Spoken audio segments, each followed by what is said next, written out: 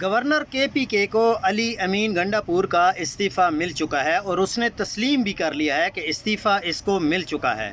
آئین کے آرٹیکل 130 کی شق 8 کے تحت وزیر اعلیٰ نے اپنا استعفیٰ دینا ہوتا ہے۔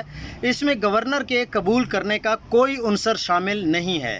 اس حوالے سے سپریم کورٹ کے فیصلے بھی موجود ہیں کہ آئینی عہدوں کو استعفے اس چیز کے محتاج نہیں ہیں کہ انہیں کوئی منظور کرے۔ وزیر اعلیٰ گورنر کا ماتحت نہیں ہوتا کہ اس نے اس کو چارج چھوڑنے کی اجازت دینی ہوتی ہے۔